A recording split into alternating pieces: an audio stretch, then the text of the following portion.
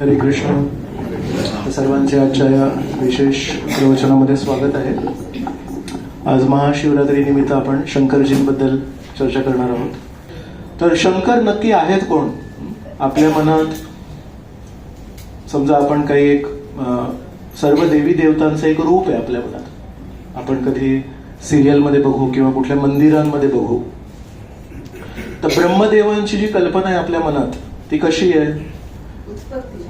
हो, हा, रूप कसं आहे त्यांचं, ते त्यांचं कार्य झालं. हा, थोडे म्हातारे आहेत पण वेशभूषा कशी आहे त्यांची? छान सुशोभित असतात, नाही? नाना अलंकार आहेत आणि छान सज्जनासारखे दिसतात. सूर्यदेवांचं रूप कसं आहे? तेजस्वी आहे पण छान धोतर वर शॉल आणि नाना अलंकार घातलेले, राईट? सो इंद्र, चंद्र, सूर्य आणि दुर्गा देवी असेल, इतर लक्ष्मी देवी, कोणाचे तुम्ही जर रूप बघितलं तर कसे असतात? खूप सुंदर आणि छान वस्त्र घातलेले असतात, छान सुशोभित असतात, नाही? या वाक्याला एक अपवाद आहे.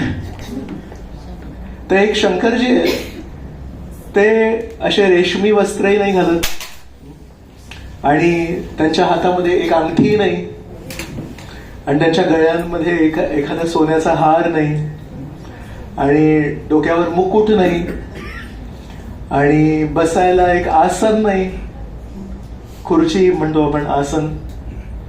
त्यांना राहण्यासाठी घर पण नाहीये. आणि या सर्व देवी देवतांकडे स्वतःचा एक ग्रह आहे. सूर्याकडे ग्रह आहे, चंद्राकडे ग्रह आहे, ब्रह्मदेवांकडे ग्रह आहे. ब्रह्मदेव तिथे राहतात, सत्य लोक सगळ्यात वर. इंद्र पण अमरावती म्हणतात, राईट? तो सगळे हे देवी देवता आहेत, यांच्याकडे राहण्याचं घर आहे. त्यांच्याकडे छान स्वतःला सुशोभित करण्यासाठी अलंकार आहे. त्यांचं कार्य तर मोठंच आहे. आणि हे सर्व देव झाले आणि शंकराला आपण काय म्हणतो? महादेव म्हणतो. तर त्यांना एक विशेष शब्द आपण जोडतो त्याला, देव. म्हणजे असंही नाही की हे सगळे एकाच स्तरावर आहेत. आपल्या देशात बरेच राष्ट्र आहेत आणि त्यामध्ये एक राष्ट्र त्याला महा जोडलेलं आहे. तर का असं? कारण सगळ्यात मोठा आहे तो, एवढा मोठा आहे. राईट नाव सगळ्यात मोठा आहे. आधी मध्य प्रदेश होता पण मध्य प्रदेश 2 भाग झाले, तर महाराष्ट्र आहे. महान साईजनी मोठा आहे, कीर्ती मोठी आहे, इथले लोक मोठे आहेत. सो त्यांना जर नाव दिलंय महादेव, महादेव नाव दिलंय म्हणजे इतर देवी देवतांपेक्षा श्रेष्ठ स्थान आहे त्याचं. मग हा प्रश्न येतो, हे सगळे छान यांच्याकडे राहण्यासाठी जागा आहे, ग्रह आहे, छान स्वतःला सुशोभित करतात आणि यांच्याकडे का नाही असं? हा एक प्रश्न आहे समजून घेण्यासाठी. आज आपण शंकराला समजून घेण्याचा प्रयत्न करतोय. शंकराला नेहमीची स्तुती करतात. एक साधारण माहिती श्लोक आहे शंकराची स्तुती करण्यासाठी. काय म्हणतात? कर्पूर गौरम करुणावतारम, पुढे संसार सारम भुजगेंद्र हारम, पुढे सदा वसंतम हृदयारविंदम, भवम भवानी सहितम नमामि. भव म्हणजे शंकरजी आणि त्यांच्या पत्नीचं नाव आहे भवानी. तर भवानी आणि भव हे 2 व्यक्ती आहेत, पती पत्नी आहेत. आणि हे कोण आहेत? संसार सारम, या संसाराचा सगळं ते काळजी घेतात. त्यांचं नाव आहे संसार सारम. आणि कर्पूर गौरम, त्यांचा रंग कसा आहे? कर्पूराचा रंग, पांढरा शुभ्र तसा रंग आहे. भुजगेंद्र हारम, त्यांच्या गळ्यामध्ये सर्पाच्या माळा आहेत. का बरं असं? बाकी सर्व देवी देवतांच्या गळ्यात कधी बघितलं नाही. बाकी सर्व देवी देवतांच्या गळ्यात छान अशा सुशोभित फुलांच्या माळा असतात, नाही? पण सर्पाच्या माळा, किंवा कधी आपण बघतो कवटी असते, नाही? कवट्यांची माळ असते. तर थोडं वेगळं आहे ना, त्यांची वेशभूषा वेगळी. तर एकीकडे त्यांची वेशभूषा बघितली तर थोडी आपण म्हणू शकतो विचित्र आहे, पण त्यांना मान सन्मान किती आहे. त्यांना आपण म्हणतो महादेव. आणि जर आपण साधारणपणे बघितलं तर मंदिरांमध्ये सर्वात जास्ती मंदिरं जर कोणाची असतील तर ते शंकराची असतात. ते एकीकडे सर्वजण शंकराची पूजा करतात पण त्यांचं रूप समोर जे प्रकट होतात ते थोडे वेगळे होतात. असं का बरं? याला समजून घेण्याची गरज आहे आपल्याला. तर महाभारतामध्ये एका ठिकाणी युधिष्ठिर महाराज भीष्म यांना विनंती करतात की थोडंसं तुम्ही शंकराबद्दल सांगणार का? शंकर हे कोण आहेत? तेव्हा भीष्म त्यांना म्हणतात, या पूर्ण सृष्टीत फक्त एकच व्यक्ती आहे जो शंकराला पूर्णपणे जाणतो, श्रीकृष्ण. म्हणतात बाकी सगळे कोणी समजू नाही शकत की हे शंकर असे काय आहेत म्हणून. भागवतामध्ये 8व्या स्कंदामध्ये एक कथा आहे त्याची आपण लहानपणापासून ऐकली असेल, समुद्र मंथन लीला. तर थोडे बिट्स अँड पीसेस तुम्हाला माहिती असतील, पण एक थोडंसं आपण बघूया की काय आहे त्याच्यामध्ये. तर देवता आहेत आणि असुर यामध्ये नेहमी युद्ध असतं. चांगुलपणा आणि वाईटपणा याच्यामध्ये एक नेहमी युद्ध असतं. कधी मात्रा बदलू शकते, संख्या बदलू शकते, पण ते युद्ध हे निरंतर युद्ध आहे. तर कधी कधी यांची फजिती होती देवतांची, कधी कधी ते त्यांना फेटाळून लावतात. तर शेवटी काय झालं, एवढं सगळं करता करता या दोघांना एक इच्छा झाली की समजा आपण अमृत शोधून काढलं आणि ते अमृत प्राशन जर केलं तर मग युद्धामध्ये काही होऊ दे, आपण त्याच्या पलीकडे जाऊ. पण युद्ध टाळण्यासाठी कोणी प्रयत्न नाही करत आहे. युद्धामध्ये जी मारहाण होते त्याच्यातून जर मारहाण झाली आणि काही मृत्यू वगैरे झाला तर अमृताची गरज आहे. तर पहिली गोष्ट हे आहे की युद्ध होत असेल आणि अटळ असेल तर युद्ध करावा. पण श्रीकृष्णांनी पण महाभारताच्या युद्धाच्या पूर्वी जाऊन एक विनंती केली की युद्ध टाळता आलं तर बघूया, बरोबर.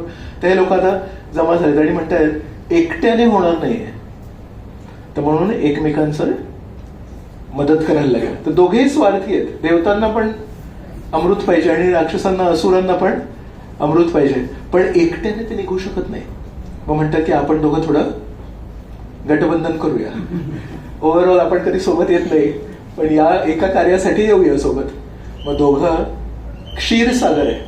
क्षीर संस्कृत भाषेमध्ये क्षीर हा शब्द म्हणजे मराठीमध्ये दूध, तर दुधाचा समुद्र आहे, श्वेतद्वीप. तर तिथे मग एक मंदार पर्वत घेतला, एक रवी म्हणून, आणि मग त्याला खेचायला दोरी पाहिजे. तर एक वासुकी नाग होता, तो त्याला विनंती केली तर तो पण म्हणतोय म्हणतो नाही करायला पाहिजे, सेवा करायला पाहिजे, असं त्याला थोडं दमदाटी करून त्याला थोडं समजावून वगैरे मग हे समुद्र मंथन सुरू झालं. या समुद्र मंथनातून सर्वात आधी काय वस्तू निघाली, तर उद्देश की अमृत. पण या जगाची निर्मिती कशी आहे बघा, हे जग कसं आहे की दोघेही अमृतासाठी आसुसलेले आहेत आणि कधी एकमेकांचा चेहरा पण नाही बघणार, युद्ध करणार, पण त्या अमृतासाठी हात सोडतात एकमेकांचे. आणि त्या अमृतासाठी जेव्हा हे दोघं गट हे जेव्हा समुद्र मंथन करतात तेव्हा पहिली गोष्ट जी निघते ती आहे अत्यंत विषारी वस्तू, हलाहल विष. आणि ते हलाहल विष जेव्हा निघालं तेव्हा सरप्राईज, एकदम शॉक येतो. अरे आपल्याला अमृत पाहिजे होतं आणि अमृतासाठी चालता चालता मध्येच हे विष कुठून आलं. जेव्हा विपरीत काही घडतं तेव्हा आपल्याही जीवनात नाही असं आपण शॉक होतो. अपेक्षेप्रमाणे जर झालं तर खूप छान, अपेक्षेप्रमाणे नाही झालं, थोडं खाली झालं तरी आपण थोडं सांभाळून घेऊ, पण अपेक्षेच्या विरुद्ध झालं तर दिस अपोजिट, विष निर्माण झालं. तर सगळे एकदम असे चक्क झाले. मग काय करायचं, आणि ते विष सगळं पसरू लागलं. मग आता काय करायचं, तर जेव्हा जेव्हा या समुद्र मंथनामध्ये अडचण आली तेव्हा तेव्हा त्यांनी विष्णूंची मदत घेतली होती. मंदार पर्वत जेव्हा घेतलं तर आता कसं करायचं हे, तर म्हणाले मंदार पर्वत घ्या. ठीक आहे मंदार पर्वत. तर मंदार पर्वत उचलायला जेव्हा गेले ते उचलू नाही शकले. तर मंदार पर्वत हे सोन्याचं आहे. सोन्याची जी डेन्सिटी आहे ती दगडापेक्षा जास्ती आहे. तर एवढा आकाराचा दगड आहे आणि एवढा आकाराचं सोनं आहे, तर सोनं जास्ती वजनी असतं. तर हे लोक उचलायला गेले, त्याच्या खाली चिरडले गेले. म्हणाले तुम्ही म्हणाले की समुद्र मंथन करायचं त्यासाठी एकच रवी आहे मंदार पर्वत, आम्ही घ्यायला गेलो तर आम्ही चिरडले गेलो, काय करायचं. मग विष्णू म्हणाले ठीक आहे. मग विष्णू गरुडाला घेऊन गेले आणि विष्णूने एका हाताने त्या मंदार पर्वतला उचललं आणि गरुडावर ठेवलं त्या मंदार पर्वताला. तर ज्या मंदार पर्वताला हे सगळे देवता आणि असुर उचलून नाही शकते, विष्णूने एका हाताने उचलून गरुडावर ठेवलं आणि गरुड मग ते घेऊन आले मंदार पर्वत. बरं तिथे ठेवलं तर ते बुडालं क्षीरसागरामध्ये. मग परत विनंती केली आता काय करायचं, म्हणाले ठीक आहे मी मदत करतो. मग कूर्म रूपात आले, कासवाच्या रूपात आले आणि मग खालून त्यांनी सपोर्ट दिला. म्हणजे आणायला विष्णू, खाली कासव म्हणून विष्णू. बरं मग मंथन जेव्हा सुरू झालं तेव्हा ते रवी अशी घालायला लागली, तर वर पण सपोर्ट पाहिजे. मग परत एकदा भगवंतांना प्रार्थना केली. मग परत विष्णू म्हणाले ठीक आहे मी येतो. म्हणून अजित म्हणून एक रूप आलं तिथे. तर अजित वर बसले होते, खाली कूर्म होते आणि मग अशा प्रकारे ते समुद्र मंथन सुरू झालं. तर मग आता जेव्हा विष येत आहे तेव्हा हे लोक म्हणतात तर परत विचारायला पाहिजे आता काय पुढे काय करायचं. तर परत विष्णूंकडे गेले काय करायचं. मग तेव्हा विष्णू म्हणाले की या अशा विषाला प्राशन करण्यासाठी एकच व्यक्ती सक्षम आहे, ते आहे शंकरजी. तर शंकरजींकडे जातात. मग शंकरजींकडे जातात तर तिथे खूप सुंदर श्लोक आहे एक. तर तेव्हा शुकदेव गोस्वामी त्यांची स्तुती करतायत आणि म्हणतात तप्यन्ते लोकतापेन साधवो प्रायशो जना परम आराधनम हि तत् पुरुषस्य अखिलात्मनः. तर या श्लोकामध्ये शुकदेव गोस्वामी शंकरजीची स्तुती करताना म्हणतात तप्यन्ते लोकतापेन, म्हणजे काही जण आहेत या जगामध्ये त्यांना ताप होतो, त्यांना त्रास होतो. कशाचा त्रास होतो? लोकतापेन. त्यांच्या जीवनामध्ये काही दुःख नाहीये पण दुसऱ्यांचं दुःख बघून त्यांना दुःख होतं. का बरं? साधवो प्रायशो जना. तर काही हे साधू पुरुष जे आहेत या जगामध्ये त्यांना दुसऱ्यांचं दुःख बघून दुःख होतं. सो पर दुःख दुःखी, परदुःख दुःखी म्हणजे दुसऱ्यांचं दुःख बघून हे लोक दुःखी होतात, त्यांच्या स्वतःच्या जीवनामध्ये दुःख नाहीये काही म्हणतात. आणि अशा प्रकारे परम आराधना ही तत्, कुणाची? परमेश्वराची. पुरुषस्य अखिलात्मना. जर परमेश्वराची आराधना करायची असेल, परमेश्वराची पूजा करायची असेल तर त्याचा श्रेष्ठ मार्ग काय आहे? आपण जेव्हा भगवंतांची पूजा करतो तेव्हा उदबत्ती दिवा दाखवतो. आणि 18व्या अध्यायामध्ये श्रीकृष्ण म्हणतात अध्येष्यतेच इमम धर्मम संवादम आवय. म्हणतात जे लोक तुझा आणि माझा हा जो संवाद झाला, हा जो संभाषण झालं गीतेचं, ते जे अध्ययन करतात ते म्हणतात ते आपली ज्ञानयज्ञ म्हणतात. ते म्हणतात बुद्धीने माझी पूजा करतात. तर आपण आतापर्यंत पूजा फक्त उदबत्तीने दिव्याने ऐकली आहे, पण श्रीकृष्ण गीतेमध्ये सांगतात की आपण जेव्हा गीतेचं अध्ययन करू, वाचू नाही, अभ्यास करू, तेव्हा आपण आपल्या बुद्धीने परमेश्वराची पूजा करतोय. सो पूजा करणं म्हणजे फक्त अमुक अमुक वस्तू अर्पण करणं नाहीये. पूजा करणं म्हणजे परमेश्वराप्रती कृतज्ञता व्यक्त करण्याची क्रिया म्हणजे पूजा. कशी करायची? तर एक उदबत्ती म्हणजे सुगंध, परमेश्वराला सुगंध द्यायचा. तुपाचा दिवा आहे, तूप महाग असतं, तर आणि अग्नी आहे ती पवित्र आहे, तर म्हणून आपण परमेश्वराला दिवा दाखवतो की माझ्याकडे एक पवित्र गोष्ट आहे, माझ्याकडे एक महाग गोष्ट आहे, ती मी तुला अर्पण करतो. आणि बुद्धी आहे ती पण महत्वाची गोष्ट आहे. वेळ ती पण एक खूप दुर्मिळ गोष्ट आहे. तर जो जो व्यक्ती जेव्हा जेव्हा जे जे काही करेल त्याच्यामध्ये जर त्यांनी ही भावना ठेवली ही गोष्ट माझ्याकडे कमी, कोणाकडे वेळ कमी असतो पण तो वेळाचा सदुपयोग करून जर परमेश्वराच्या पुस्तकांचं अध्ययन करत असेल, परमेश्वराचं नामस्मरण करत असेल, प्रचार कार्यामध्ये काहीतरी मदत करत असेल तर ती पूजा झाली. तर तसं शुकदेव गोस्वामी म्हणतात परीक्षिताला की अशा प्रकारे नानाविध प्रकारे आपण परमेश्वराची पूजा करू शकतो, पण सर्वात श्रेष्ठ परम आराधना मिळतात. काय? तर म्हणतात जेव्हा एखादा व्यक्ती दुसऱ्यांच्या हितासाठी, दुसऱ्यांच्या त्रासाचं निवारण करण्यासाठी स्वतःच्या जीवनामध्ये त्रास स्वीकारतो. आणि तिथे परमेश्वराचं नाव जे घेतलंय ते केशव माधव हरी नाही घेतलंय, नारायण नाही घेतलंय, अखिलात्मा घेतलंय. अखिलात्मा का घेतलंय? परमेश्वराची बरेच नाव आहेत, पण अखिलात्मा का? तर परमेश्वर हे सर्वांच्या हृदयामध्ये स्थित आहेत आणि परमेश्वर आपल्या सर्वांना आपल्या मुलं आणि मुलींप्रमाणे बघतात. आत्ताच्या श्लोकामध्ये आपण काय वाचलं? सर्व योनिषु कौंतेय अहम बीज प्रदा पिता. मी पिता आहे सर्व योनी, फक्त मनुष्यांचं नाही, फक्त प्राण्यांचं नाही, फक्त पक्ष्यांचं नाही, फक्त मास्यांचं नाही, सर्व योनिषु कौंतेय. त्याचं भाषांतर वाचलं? हे कौंतेय भौतिक प्रकृतीमध्ये जन्म घेऊन सर्व योनी प्रकट होत असतात आणि मी बीज प्रदान करणारा पिता आहे ना. सो सर्व योनींचे पिता श्रीकृष्ण आहेत. कधी कधी काय होतं, मुलं कधी वडिलांना स्वीकार करणार नाहीत कदाचित,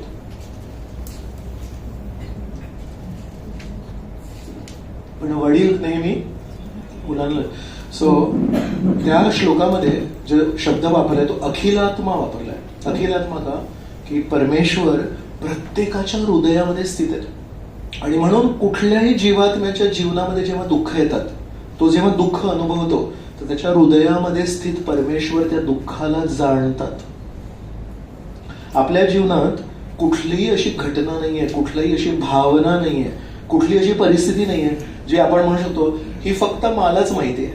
आपण म्हणतो माझ्या जीवनात काय घडलं ते मलाच माहिती आहे, नाही 2 जणांना माहिती आहे.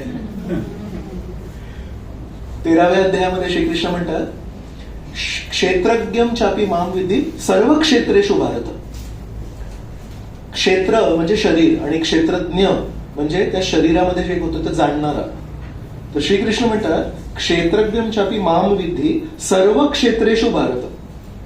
प्रत्येक शरीरामध्ये जे जे होतं ते मी एकटा व्यक्ती आहे जो कॉमन आहे, परमात्मा रूपी मी सर्वांच्या. तर तुमच्या शरीरात जर काही वेदना होत असेल, तुम्हाला मानसिक काही त्रास होत असेल, तुम्हाला माहिती आहे, पण तुम्ही असं म्हणू शकत नाही फक्त मला एकटीला माहिती आहे, मला एकट्याला माहिती आहे. परमेश्वरला पण माहिती आहे. तर म्हणून जे परमेश्वर प्रत्येकाच्या हृदयामध्ये स्थित आहेत त्या परमेश्वराला जर प्रसन्न करायचं असेल तर जसं मी सांगितलं दिवा दाखवू शकतो, अध्ययन करू शकतो, इत्यादी करू शकतो. पण परम आराधना मिळतात काय माहितीये की तप्यंते लोकतापेना, की लोकांच्या कल्याणासाठी जेव्हा आपण त्यांना त्रास कमी करण्यासाठी त्यांच्या भल्यासाठी जेव्हा आपण स्वतःच्या जीवनामध्ये कष्ट अनुभवतो, आणि ते कष्ट कशासाठी, स्वतःचा मोठेपणा दाखवण्यासाठी नाही. जेव्हा आपण समाजसेवा करू तर समाजसेवा पण आपण हेच करतो की कोणाला जर कष्ट होत असेल तर आपण त्यांना मदत करू. पण समाजसेवा करताना जेव्हा आपण समाजसेवा करू आणि कोणाचं भलं करू आणि जेव्हा तो व्यक्ती म्हणतो आमच्यासाठी तुम्हीच परमेश्वर आहात, नाही, एस्पेशली सर्जन्स असतात ना, कॉम्प्लिकेटेड सर्जरीज करतात किंवा खूप एक्सपर्ट कोणी सुपर स्पेशलिस्ट असेल आणि असे खूप आजार आहेत समजा जे कोणाने ठीक होत नाहीयेत आणि त्या सुपर स्पेशलिस्टकडे गेले आणि तो म्हणतो हे हे करा, ते आजार जातो ना, इमिजिएटली हा पहिला डायलॉग ऐकायला मिळतो त्यांना. सो जर तुम्ही खूप फेमस सर्जन असाल आणि कोणाचे तरी हार्ट ब्लॉक आणि हे आणि या डॉक्टरने सांगितलं नाही होऊ शकत 90% ब्लॉक आणि हे, and you go to somebody and that person says I will solve your problem, आणि तो सॉल्व्ह करतो. पहिलं वाक्य जेव्हा ती सर्जरी संपते तेव्हा तो म्हणतो तुम्ही माझ्यासाठी देव आहात. त्यावेळेस जर अगदी मनापासून हे उत्तर बाहेर आलं, मी देव नाहीये पण मी म्हणू शकतो की मी देवाचा प्रतिनिधी आहे, मिनिमम ना पटकन तेव्हा बोलता यायला पाहिजे, मनापासून बोलायचं, दाखवण्यासाठी नाही, ऍक्च्युअली इथून बोलायला पाहिजे मी देव नाहीये. कारण मी पण कॉलेजमध्ये जाऊन शिकलो, मी लहानपणापासून नाहीये. श्रीकृष्ण कॉलेजमध्ये जाऊन शिकले नाही. सो मी पण कॉलेजमध्ये जाऊन शिकलो. माझे जे टीचर होते त्यांनी मला शिकवलं सर्जरी कशी करायची, काय करायची. त्यांच्या कृपेने, त्यांच्या ज्ञानाने मी आता परिपूर्ण आहे आणि काही प्रमाणामध्ये मी जे शिकलोय ते माझ्या जीवनात अंमल करण्याचा प्रयत्न करतोय आणि तुमच्यापर्यंत पोहोच करण्याचा प्रयत्न करतोय. हा जर प्रामाणिकपणा असेल तर योग्य. पण साधारणपणे जेव्हा समाजसेवा करतात कोणी तेव्हा नेहमी त्या व्यक्तीची पूजा होते. तुम्ही नसते तर आमच्या जीवनात आज ही परिस्थिती नसते. आणि त्यावेळेस सगळ्यात मोठा अहंकार जागृत होतो, मीच तो तुमचा तारणहार, मीच तो ज्याने तुम्हाला मदत केली. आमच्या चौपाटीला जे मंदिर आहे त्याच्या मागे मरीन लाईन्सच्या तिकडे खूप मोठं हॉस्पिटल आहे. तिथं हॉस्पिटल जे एंट्रन्स आहे ते काचेचं एंट्रन्स आहे खूप मोठं, आणि तिथे लिहिलंय आय ट्रीट ही क्युअर्स. मी उपचार करतो पण निरोगी ते बनवतात, किंवा रोगाला ट्रीट करण्याचं काम त्यांचं आहे. आय ट्रीट, मी हे करा, पण त्या औषधाचा ऍक्च्युअली फायदा होतो की नाही हे माहित नाही मला. कारण जर मी क्युअर करत असतो, माझ्या हातामध्ये ती शक्ती असते, any patient who comes to my clinic he has to go out healthy.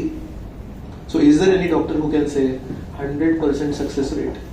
जेव्हापासून प्रॅक्टिस सुरू केली तेव्हा आजपर्यंत एकही असा पेशंट नाहीये जो माझ्या क्लिनिकमध्ये आला, मी त्याला उपचार दिला आणि तो पूर्णपणे बरा झाला. If somebody can claim that then he can say I cure. We treat. आपण प्रयत्न करतो पण त्याला यश मिळेल की नाही हे परमेश्वराच्या हातात आहे. सो इथे ते सांगितलंय की परमेश्वराला पूजा करण्याचं जे परम उन्नत मार्ग आहे तो म्हणजे तप्यंते लोकतापेना. तर तेव्हा मग म्हणतात की जरा शंकरजींकडे जाऊया. मग शंकरजींना विनंती करतात की हे विष आलंय, आम्हाला अपेक्षा नव्हती आणि सगळीकडे पसरते, तर तुम्ही मदत करणार का. ते म्हणतात नक्की करणार. तर जे विष अचानक आलं होतं आणि मोठ्या मोठ्या देवी देवतांना माहिती नाही त्याचं काय करायचं, शंकरजी आपणहून तिथे नाहीये ते उपस्थित, ते कैलाशला होते पार्वती सोबत. हे जे सगळं चाललंय हे देवी देवतांना चाललंय. शंकरजी महादेव आहे, शंकरजींना तो स्वार्थ नाही, अमृत वगैरे नकोय त्यांना. ते काय करतात आपण त्याच्यावर चर्चा करूया, पण त्या प्रसंगी सांगतोय. तर तिथून आले. आपण कधी कधी म्हणतो आपण जिथे उपस्थित तिथे विष असेल तर ठीक आहे भाऊ, आणि समजा आपण शांतपणे आपल्या ठिकाणी बसलो आणि कोणी जाऊन अरे तिथे खूप मोठी भानगड झाली थोडं मदत करायला आहे, मी कशाला जाऊ? तुम्हाला कोणी सांगितलं होतं सगळं करायला? नाही, आपण तिथे परत एक प्रश्नावली काढतो, तुम्हाला सांगितलं कोणी होतं सगळं करायला? शंकरजी तिथे जातात आणि त्या हलाहल विषाला ओंजळीत घेऊन त्याला प्राशन करतात. पण ते प्राशन केलेलं जे विष आहे, आणि कुठलं विष आहे ते कॉन्सन्ट्रेटेड आहे, कॉन्सन्ट्रेटेड विष आहे, ते जेव्हा करतात तेव्हा कधी कधी असं म्हटलंय की ते परमेश्वराचं नामस्मरण करत असतात सदैव. म्हणून परमेश्वराचं नामस्मरण करता करता, परमेश्वराचं नाव घेता घेता मृत्यू कसा काय येऊ शकतो किंवा आपल्या जीवनामध्ये वाईट कसं होऊ शकतं, तर ते जे विष आहे त्यांच्या गळ्यामध्ये जाऊन बसलं. कारण आपण आवाज जो जनरेट करतो, कृष्ण, राम, नारायण, हरी जे म्हणतो ते इथून म्हणतो, विठ्ठल, तर म्हणून ते इथे जाऊन बसलं. आणि पांढरा शुभ्र त्यांचा रंग आहे, पण त्याच्यावर एक निळा काळसर एक पट्टा आला.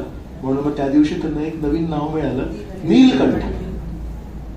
तर नीलकंठ आहे पण शरीर तर ते एक ना त्या अलंकार झाला तो. तर आपण विचार करत होतो की शंकरजी काही आभूषण घालत नाहीत, शंकरजी काही अलंकार घालत नाही, शंकरजी काही दागदागिने घालत नाहीत. हा किती मोठा दागिना आहे की कधी पांढरा शुभ्र वर्ण आणि त्याच्यावर एक निळा पट्टा. नक्कीच कोणीतरी विचारणार ना की हे असं का, आजपर्यंत असं कधी बघितलं नव्हतं. तेव्हा म्हणजे नाही, एकदा जेव्हा विष निघत होतं तेव्हा सगळीकडे पसरत होतं आणि कोणाकडे त्याचा उपाय नव्हता, तेव्हा मीच एकटा होतो आणि मला विनंती केली तर मी ते प्राशन केलं. आणि म्हणून दुसऱ्यांवर जेव्हा दया केली तेव्हा ते विष येतं. त्या दिवशीपासून माझ्या गळ्यामध्ये हा अलंकार आला.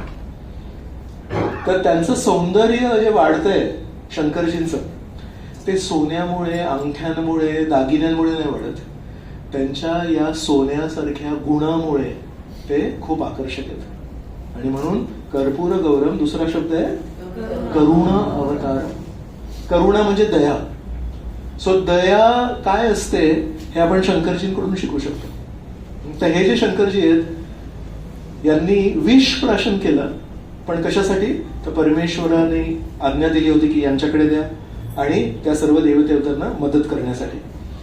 मग बऱ्याच गोष्टी घडतात. एक एक लक्ष्मी पण तिथून समुद्र मंथनातून येते. शेवटी काय येतं? अमृत. पण अमृत जेव्हा उत्पत्ती होते तेव्हा काय होतं, सगळे जे असुर लोक आहेत हे भांडून तो जो कुंभ आहे, धडा आहे, घेऊन पळून जातात. आणि मग त्यांच्यामध्येच आपसामध्ये भांडण आहेत की मी घेऊ की तू घेऊ. तर बाकीचे जे छोटे राक्षस असतात ते विचार करतात आलं हे आता जे मोठे मोठे राक्षस आहेत हेच पिणार आहेत. त्यांना तेवढा विश्वास आहे एकमेकांवर की एक ग्रुप म्हणून आपल्याला मिळालंय तर ते पण वाटणार नाहीये, हे 4 लोकांच्या हातात आहे, तेच भांडून आपापसातच पिणार आहे. तर तेवढ्यामध्ये हे देवता परत प्रार्थना करतात. जेव्हा जेव्हा हे अडकतात तेव्हा विष्णूंना प्रार्थना करतात. पण विष्णूंना विचार, आता काय करायचं? तुम्ही कूर्म म्हणून आले, अजित म्हणून आले, तुम्ही मंदार बनवले, तुम्ही शंकराला विनंती केली, आता काय करायचं सांगा? तर ते म्हणाले 1 मिनिट मी मदत करतो. मग ते मोहिनी रूप घेऊन येतात. मग म्हणतात की मी वाटप करू का? ते एक सुंदर महिला म्हणून येतात. तर हे राक्षस म्हणतात की चालेल. मग बाकी सगळे त्याचे छोटे राक्षस होतात ते म्हणतात की चला यांच्याकडून 1 थेंब तरी मिळेल. यांनी जर वाटप केला तर 1 थेंब तरी मिळेल. हे मोठे राक्षस आहेत ते काही देणारच नाहीये. म्हणजे हो हो येस येस मोहिनी मोहिनी. तर मग मोहिनी म्हणतात रांगेनी बसा सगळेजण इकडे आणि या बाजूला सगळ्या देवतांना रांगेनी बसायला सांगतात. ते म्हणजे आता मी वाटलं तर बघत असतात राक्षसांकडे, मी देते तुम्हाला, आणि इथे वाटतात. तर एक एक देवतांना वाटतात. हे बघून एकाला लक्षात येतं हे जरा हाताबाहेर चाललंय आणि आता इथे नारेबाजी करून काही चालणार नाहीये, सगळ्यांना काही मिळणार नाही. ऑलरेडी वाटप सुरू झालंय आणि ते कोणाला कळतच नाही, कारण सगळेजण चेहऱ्याकडेच बघतायत, कोणी हाताकडे बघतच नाही की खाली वाटप चालू आहे. तर एकाला कळतं, तर तो कोण असतो? राहू. तर राहूला कळतं ते गडबड चालू. तर काय करतो तो? लगेच थोडे कपडे वगैरे बदलतो, लगेच असे थोडं वेशभूषा, थोडं मेकअप वगैरे लावतो, फेअर अँड हँडसम वगैरे लावतो थोडंसं, आणि तिथे जाऊन बसतो सर्व देवतांच्या मध्ये. आणि तिथे सूर्य आणि चंद्र बसलेले असतात आणि सूर्य आणि चंद्राच्या मध्ये जाऊन बसतो. आणि तेवढ्यात मग मोहिनी अशी तिकडे बघत असते, ती राक्षसांकडे बघते, त्यांना आश्वासन देण्यासाठी देते आणि इथे वाटप करते. त्यांचं पण लक्ष नाहीये. पण मध्येच यांना दोघांना लक्षात येतं हा कोणतरी वेगळा दिसतोय, याला कधी बघितलं नाहीये, हा जो गंध आहे हा वेगळा आहे, हा नॉर्मल गंध नाहीये. सो असं म्हणतात देवी देवतांच्या शरीराला जो घाम येतो त्याला पण कमळाचा सुगंध असतो. तर म्हणून इथे विचित्र काहीतरी एक दुर्गंध येत असतो. तर म्हणतात लगेच त्यांना कळतं की हा कोणतरी दुसरा दिसतोय. तर लगेच ते मोहिनीला म्हणतात मोहिनी हा योग्य व्यक्ती नाहीये. तर लगेच मोहिनी बघतात अरे हा तर राहू आहे. तर त्यांनी लगेच सुदर्शन चक्र काढतात आणि पटकन एका क्षणामध्ये शिरच्छेदन करतात. फक्त तेव्हापर्यंत काय झालेलं असतं की थोडा एक थेंब पडलेला असतो आणि राहूने पटकन घेतलेलं असतं ते आणि त्यासाठी तो बसलेला आहे. राईट. सो तेव्हा जो घेतो तर ते जे अमृत आहे ते इथपर्यंत आलेलं असतं आणि म्हणून मग सुदर्शन चक्र जेव्हा कापतात कसं आहे मान तेव्हा खालचं जे शरीर आहे ते मरण पावतं. पण त्याचं जे डोकं आहे ते अजूनही जिवंत आहे का तर अमृत घेतलंय म्हणून. पण त्याला मृत्यू मिळाला. मग त्याला तेव्हापासून तो राग आहे की सूर्य आणि चंद्रामुळे मला हे झालं. तर म्हणून तो अजूनही मधून मधून मग सूर्य आणि चंद्राला त्रास देत असतो. सो हे का सांगितलं की राहू जेव्हा स्वार्थापोटी अमृत घेतो परमेश्वराच्या इच्छेविरुद्ध तर त्याला त्याचा पण मृत्यू मिळाला. आणि शंकरजींनी परमेश्वराच्या आज्ञा पालन करून इच्छेप्रमाणे जेव्हा विष प्राशन केलं तर तो त्याचा अलंकार झाला. तर म्हणून प्रश्न हा नाही आहे की आपण जीवनामध्ये काय करतो. प्रश्न हा आहे की आपण ते कोणाच्या प्रसन्नतेसाठी करतो. शंकरजींनी परमेश्वराच्या प्रसन्नतेसाठी विष प्राशन केलं तर तो अलंकार झाला आणि त्याची स्तुती होते करुणावतार. आणि राहुनी अमृत प्राशन केलं परमेश्वराच्या इच्छेविरुद्ध तर त्याला शिक्षा मिळाली. तर हे असे शंकरजी आहेत. तर शंकरजी नेहमी ध्यान करत असतात. शंकरजीचा एक टिपिकल जो फोटो आहे तो ध्यान करत असतात आणि हातामध्ये एक माळ असते आणि असे डोळे अर्धे बंद केलेले असतात. तर 6व्या अध्यायामध्ये जर तुम्ही श्लोक क्रमांक 10 पासून जर वाचन केलं तर तिथे मग लिहिलंय तो मान ताठ करून समकाया ग्रीवो शिरम आणि सरळ बसतात आणि डोळे अर्धे बंद करायचे असतात पूर्ण नसतात करायचे आणि नाकाच्या अग्रभागावर ध्यान करायचं असतं आणि असं स्ट्रेट बसायचं असतं. न अति नीचम न अति उच्छ्रितम. व खूप उंच नाही बसायचं खूप खाली नाही बसायचं. अशा सगळ्या जर बघितलं तुम्ही शंकरजींचं जे बसण्याचं जी पद्धत आहे ती एक्झॅक्टली मॅच होते त्याच्यात. मग आता प्रश्न येतो की शंकरजी असे बसलेले आहेत. आपण म्हणतो ओम नमः शिवाय नाही बरेच लोक म्हणतात. मग शंकरजींच्या हातात जी माळ आहे ते काय नाव घेतात. किंवा आपण म्हणू जय हनुमानजी की जय बजरंग बली की जय नाही. पण हनुमानजी पण असं हात वर करताना दिसत कधी कधी नाही जय जय म्हणून. मग आपण म्हणू मी म्हणतोय बजरंग बली की जय बजरंग बली पण म्हणा बजरंग बली की जय नाही. आपण बजरंग बली की जय म्हणू आपण हनुमानजी की जय म्हणू पण हनुमानजी म्हणतात जय रामजी की जय. तसं शंकरजी जर नाम जप करतायत आणि आपण पण नाम जप करतो त्यांच्या नावाचा तर ते कोणाच्या नावाचा जप करतात. तर म्हणून मग ते शास्त्रांमध्ये लिहिलंय की ते नेहमी परमेश्वराचं नामस्मरण करत असतात. तर ते नामस्मरण करताना असे ध्यानस्थ बसलेले आहेत. आणि त्यांची पत्नी कोण आहे दुर्गादेवी भवानी.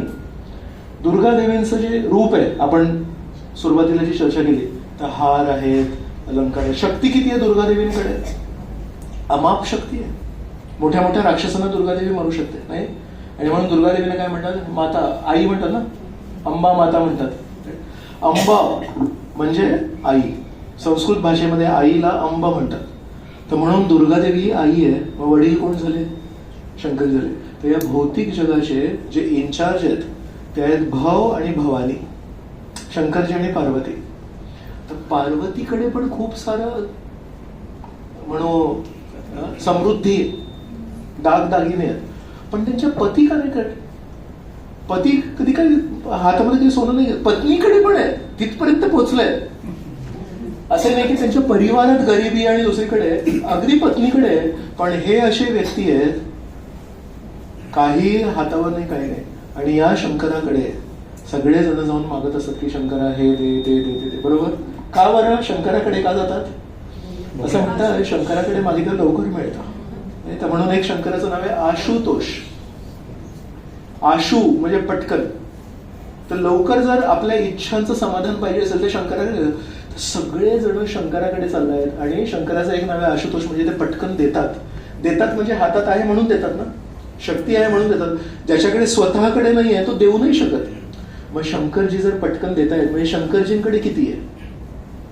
पण शंकरजींकडे एवढी अमाप शक्ती असून दुर्गा देवींचे पती असून स्वतःच त्यांचं जे राहणीमान आहे अगदी सिंपल आहे. सिंपल म्हणण्यापेक्षा म्हणू इतकं सिंपल आहे की आपण म्हणू की काहीतरी चुकतंय की काय कुठेतरी. ते श्लोक थोडे बघायला पाहिजे. तेच नाही त्यांच्याबद्दल चर्चा चालू आहे ना. आपण जेव्हा स्मशानात वगैरे जातो, कधी कोणी पुरुष लोक जातात, महिला नाही जात, पण स्मशानात गेल्यावर काय सांगितलं माहिती आहे की स्मशानातून आल्यावर डायरेक्टली आंघोळीला जायचं कपड्यांसह आंघोळीला जातात. बरोबर का? तर तिथे आपण शरीराला जाळतो वगैरे, तर पवित्र ठिकाण नाहीये ते. तर म्हणून आल्यानंतर आंघोळ करायला लागते. आणि शंकरजींचं राहण्याचं स्थान काय आहे? स्मशान. आणि अनेक वेळा श्मशानाची जी राख आहे ती भस्म शरीरावर लावतात. ते महाकालेश्वर. कोण म्हणाला महाकालेश्वर? येस. सो महाकालेश्वरला, उज्जैनला महाकाल आहे. ऍक्च्युली त्यांना स्मशानातला भस्म लावतात आणि सकाळी भस्म आरती असते त्यांची. सो राहणं त्यांचं वेगळं, त्यांचं रूप वेगळं, त्यांच्या गळ्यामध्ये फुलांचे हार नाही, कवट्यांचे हार, त्यांना भस्म. हे असं का करतात बरं? तर त्यांचं असं म्हणणं आहे की खरं धन, खरी संपत्ती जर असेल ते आहे परमेश्वराचं स्मरण, त्या परमेश्वराचं नामचिंतन, परमेश्वराची सेवा. परमेश्वरासाठी जर काही करता आलं तर ते खरं धन आहे माझं. आणि म्हणून to actually show it explicitly, स्पष्टपणे लोकांना काय आहे. मी समजा खूप सारा अंगठ्या वगैरे टाकल्या आणि नंतर म्हणाल्या ऍक्च्युअली खरं धन काय असतं माहितीये, असं चमकत येतं. ऍक्च्युअली खरं धन काय माहितीये? परमेश्वराचं नामस्मरण. तुम्ही म्हणा नामस्मरण, तुम्ही म्हणताय खरं धन, तुमच्या हातातले अंगठी कशी चमकतात एवढं? राईट, कॉन्ट्रास्ट होतो ना. सो जो व्यक्ती म्हणतोय की खरं धन परमेश्वराचं नामस्मरण आहे, ऍक्च्युली त्याच्या जीवनामध्ये ते दिसायला पाहिजे ना. नाही तर who is going to accept it? म्हणजे तुम्ही बोलणारे वेगळे आहात आणि हातामध्ये अंगठ्या चकाकतायत पूर्ण.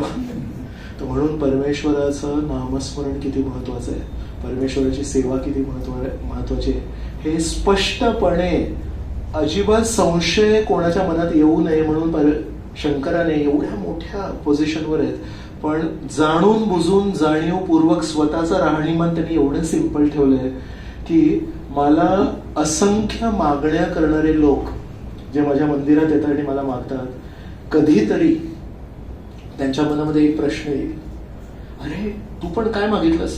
मग ते म्हणतील मी हे मागितलंय मला. आणि मिळालं का? हो मिळालं. 21 श्रावण सोमवार गेले, 21 सोमवार गेले तर भरपूर काही मिळतं. प्रश्न येईल, तुला पण मिळालं, यांना पण मिळालं. माझी आजी म्हणत होती की कधीही काही पाहिजे असेल शंकराकडे जायचं, लगेच मिळतं. पण एक गोष्ट आहे, जो देणारा व्यक्ती आहे तो असं साधा काय बघ, हा प्रश्न फार कमी लोकांना येतो. बरेच आपण लोक एवढे व्यस्त आहोत, बिझी आहोत मागण्यामध्ये, आणि मागितलेलं जे मिळतं त्याला राखून ठेवण्यामध्ये हा विचार करण्यासाठी वेळ नाही उरत. हा जो देतोय, सगळ्यांना देतोय आणि पटपट देतोय, आणि याचं नावच आहे आशुतोष, तो स्वतः एवढा साधा काय. एकही फोटो, एकही चित्र, एकही वर्णन कुठल्याही शास्त्रामध्ये हे नाहीये की नाही छान छोकपणा आहे आणि छान असं सोन्याने आभूषण रचित शंकरजी आहेत. तर हा प्रश्न हिंदू संस्कृतीमध्ये जर चांगला पती पाहिजे असेल अविवाहित मुलीला, तर मग सांगतात की शंकराची पूजा केली पाहिजे. तर शंकराला जाऊन प्रार्थना करतात की एक चांगला नवरा द्या म्हणून. मग तेव्हा हे आपल्याला समजायला पाहिजे की असं का सांगितलंय. तर त्यांच्यासारखं असं गरीब पाहिजे का, जो सोनं नाही, काही नाही, घर नाही, राहायला जागा नाही, असं नाहीये. तो प्रश्न नाहीये. प्रश्न हा आहे की त्यांच्याकडे सगळं काही असूनही त्यांचे विचार किती स्पष्ट आहेत आणि परमेश्वराच्या सेवेला त्यांनी प्राधान्य दिलंय आणि त्या परमेश्वराच्या सेवेसाठी काही त्रास स्वीकारायला तयार आहेत. हा गुण मला माझ्या नवऱ्यामध्ये पाहिजे. मला असा नवरा द्या हे शंकर तुमच्यासारखा, ज्याच्याकडे अमाप शक्ती आहे, जो सगळ्यांच्या इच्छा पूर्ती करण्यासाठी त्याच्याकडे तेवढी शक्ती आहे, पण त्या शक्तीचा वापर तो स्वतःचा मोठेपणा दाखवण्यासाठी कधी नाही करत. उलट परमेश्वराची स्तुती व्हावी, परमेश्वराचं आज्ञापालन व्हावं म्हणून दुसऱ्यांच्या जीवनामध्ये जेव्हा कष्ट येतात तर ते कष्ट दूर करण्यासाठी हा स्वतःच्या जीवनामध्ये कष्ट स्वीकार. तो गुण शंकराचा माझ्या पतींमध्ये येऊ देत म्हणून चांगल्या पतीसाठी शंकराला प्रार्थना करतात. आणि मुलांना सांगितलंय की जेव्हा चांगली पत्नी पाहिजे असेल तर उमा, पार्वती, दुर्गादेवी त्यांना प्रार्थना करा. का बरं? त्यांना हे कशाला प्रार्थना करायची? ही प्रार्थना करायची, तुमच्याकडे पण इतकी शक्ती आहे, तुम्ही पण या पूर्ण जगाचे इन्चार्ज आहात, पण तुम्ही पतींसमोर नम्र असता, तुम्ही पतींच्या समोर कधी उलट उत्तर देत नाही. सो ती एवढी पॉवरफुल आहे, पण शंकरासमोर नेहमी नम्र असते. आणि कधी शंकरांना तो प्रश्न नाही विचारत, काय हो आपल्याकडे एवढं सगळं पण तुम्ही असे का? सो जस्ट सी, किती हा सुंदर मोड आहे, हा किती सुंदर भावना आहे की पत्नी सर्व गुण संपन्न आहे, ऐश्वर आहे, शक्ती आहे, सगळे आहे, पण पतींसमोर नम्र आहे. तर हा गुण एका पत्नीमध्ये असावा म्हणून उमाला पत्नीची मागणी करतात, प्रार्थना करतात, आणि शंकराला पतीची प्रार्थना करतात. हे दोन गोष्टी आहेत शंकराकडे. मग शंकर विचार करा बसलेले आहेत आणि मंदिरांमध्ये आहेत आणि ध्यानस्थ आहेत आणि नामस्मरण करतायत आणि असंख्य लोक म्हणजे धनम देही पुत्रम देही, हे देही ते देही, हे द्या ते द्या. पण शंकर पटकन का देतात सांगा? आपण काहीतरी महत्वाचं काम करत असू आणि लहान मुलगा आला आपल्याकडे आणि म्हणाला, पप्पा मला चॉकलेट देणार का? आणि आपण काहीतरी महत्वाचं काम करतोय, तर तेव्हा ना समजावायला वेळ नसतो की अरे किती चॉकलेट खाणार तू, सकाळपासून 10 चॉकलेट खाल्ले असतो. म्हणतो मला हे महत्वाचं काम आहे, हे घे आणि जा. सो शंकरजी आपण जितक्या त्यांना प्रार्थना करतो त्या पटकन पूर्ण होतात. का माहितीये? शंकरजी म्हणतात मला ना नामस्मरण करू द्या, मला परमेश्वराच्या चरणांवर ध्यान करू द्या, ते महत्वाचं आहे. आणि तुम्ही येऊन जर तुमची इच्छा पूर्ती नाही केली, तुम्ही 10 मिनिटं इथेच बसणार. मला जेव्हापर्यंत मिळत नाही, हट्ट करतात ना लहान मुलं, मला जेव्हापर्यंत मिळणार नाही तेव्हापर्यंत मी जाणार आहे. म्हणून शंकरजी पटकन देतात. का? मला मोकळं करा, मला नामस्मरण करू द्या. आणि म्हणून जरी शंकरजींकडे सगळं काही असण्याची शक्यता आहे किंवा ती त्याच्याकडे शक्ती आहे, पण त्यांच्याकडे ती प्रगल्भता पण आहे की या गोष्टींनी कोणी सुखी नाही होत. सुखी होत होते परमेश्वराच्या सेवेने, सुखी होत होते परमेश्वराच्या साधनेने. तर म्हणून जेव्हा शंकरजींचं लग्न ठरलं पार्वतीसोबत, तर तेव्हा खूप मोठं ते एक छोटीशी गोष्ट आहे, पण एक सांगतो तुम्हाला की त्यांचे पती जे त्यांचे वडील आहेत पार्वतीचे, त्यांना हे आवडले, तर म्हणजे यांच्याशी लग्न करायला पाहिजे. पण पार्वतीच्या आईने कधी बघितलं नव्हतं की कोण आहेत म्हणून. मग लग्न वगैरे ठरलं, मग शंकरजी आले, शंकरजींच्या पाठीमागे सगळे जे लोक होते ते सगळे बघितले सासूबाईंनी, बापरे हे कोण कोण आहेत. यांच्या पाठीमागे असे थोडे विकृत आणि थोडे काय म्हणू आपण त्यांना, दिसायला थोडी भीती निर्माण करणारे, म्हणजे सौम्य शब्द वापरूया आपण. आणि नंतर मग जावयाकडे पण बघितलं, म्हणजे जावई अशी कशी आहे ते, आणि आमच्या यांनी हा कसं जावई शोधला की नीट काही तो वस्त्र पण नाहीत वगैरे. मग लगेच पार्वतीने जाऊन थोडी विनंती केली की माझी आई असं विचार करते की कोणा व्यक्तीशी लग्न झालं तर थोडंसं तुम्ही काहीतरी करणार का. तर लगेच मग शंकरजीने काही क्षणांसाठी चांगले कपडे धारण केले आणि आकर्षक झाले, नॉर्मल जसे देवता असतात तसे झाले. लग्न वगैरे झालं, मग सासूबाई खुश झाल्या आणि लग्न होऊन उंबरठ्या बाहेर पाऊल ठेवलं शंकरजींनी. पटकन पुन्हा जुना वेश घेतला. का? म्हणजे ते फक्त सासूबाईंना प्रसन्न करण्यासाठी होतं. बघा, जेव्हा गरज पडली तेव्हा दुसऱ्यांना त्रास होऊ नये, दुसऱ्यांना संताप होऊ नये म्हणून या जावयाने सासूबाईंच्या आनंदासाठी जे तो कधीच करत नाही ते पण केलंय.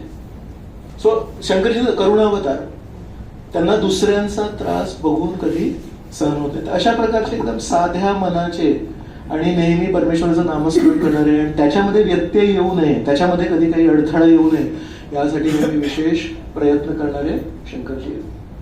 मग शंकरजी असे भूत प्रेत यांच्यासोबत का राहतात? तर करुणावतार म्हटलं, त्यांना मदत करायची. तर म्हणतात हे जे बाकीचे हरिकृष्णवाले प्रचारक लोक आहेत ते शिवाजी पार्कमध्ये जाऊन कार्यक्रम वगैरे करतात, पण तिथे बाहेर बोर्ड लावला की भूत प्रेत नॉट अलाउड, तिथे फक्त सज्जन लोकांना अलाउड आहेत म्हणून. माझं या लोकांची काळजी कोण घेणार आहे? म्हणून शंकरजी म्हणतात हे जे असे बिचारे लोक आहेत, कधी व्यसनांच्या आहारी कोणी गेलेलं असतं, वाईट विचार, वाईट संगत, वाईट आहार किंवा शरीर भूत प्रेताचं असेल, त्यांची काळजी कोण घेणार आहे? त्यांना चांगला मार्ग कोण दाखवणार आहे? सो सगळ्यात खालच्या पातळींचे जे लोक आहेत त्यांची काळजी कोण घेणार आहे? त्यामुळे शंकरजी म्हणतात मला त्यांची काळजी, त्यांच्यापर्यंत कोणी जात नाही, त्यांना कोणी नीट मार्ग सांगत नाही, त्यांना कोणी गीता सांगत नाही, तर कोण सांगणार? मी सांगणार. पण त्यांना जर स्पष्ट सांगितलं क्लिअरली की हे विष्णू आहेत आणि विष्णूंची सेवा करायची, म्हणत अहो विष्णूंना जे लागतं ते आम्ही घेतच नाही. सो हे दोन विरुद्ध आहेत. मग मधला अंतर गाठण्यासाठी मदत करायला लागते. म्हणून शंकरजी जरी परम वैष्णव असले पण त्यांना मदत करण्यासाठी त्यांच्यासारखं त्यांची रूपवेश, त्यांच्यासारखे त्यांचे कपडे, त्यांच्यासारखं त्यांचं राहणीमान. पण मन कसं आहे त्यांचं? मन पूर्णपणे शुद्ध आहे.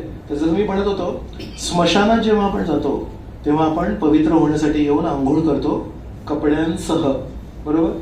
मग जो व्यक्ती स्मशानात राहतो तो पवित्र की अपवित्र? या दृष्टीने अपवित्र. की 10-15 मिनिटासाठी गेल्यावर अंतिम संस्कारानंतर आंघोळ करायला लागते, तर मग जो व्यक्ती तिथे राहतोय तो अपवित्र आहे की नाही? पण आपल्या मनामध्ये कधीही हा विचार येऊ नये की शंकरजी अपवित्र आहेत कारण ते तिथे राहतात आणि त्यांच्या शरीरावर बसणं. म्हणून त्यांचं नाव आहे शिव. शिव या शब्दाचा संस्कृतमध्ये जसं मी म्हणालो अंब म्हणजे आई, तसं शिव म्हणजे पवित्र, शुभ. सो शंकरजींना आपण कधीही चुकूनही त्या नजरेने बघू नये की अरे हे काय आहे, तर स्मशानात राहतं. पण त्यांना नाव शिव आहे की हे शिव आहे. का? किती शिव आहेत ते? की ते आतमधून बाहेरून इतके शिव आहे, त्यांची चेतना इतकी शुद्ध आहे, ते नेहमी दुसऱ्यांच्या कल्याणासाठी विचार करतात, नेहमी साधं राहणीमान आहे, नेहमी काही त्याग करायला तयार आहेत. का?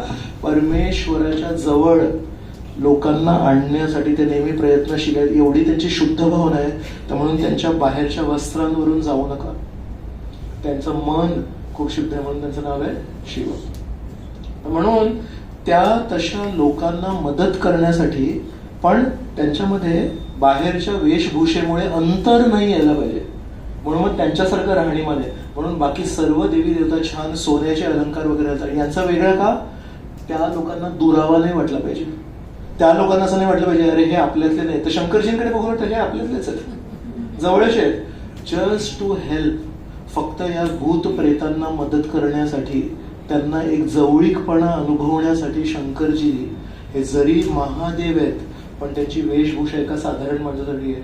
आणि म्हणून काही लोक त्यांना समजू शकत नाहीत, पण त्यांना काही फरक पडत नाही. ते म्हणतात माझं काम हे नाही आहे की प्रत्येकाला समजायला पाहिजे मी कोण आहे.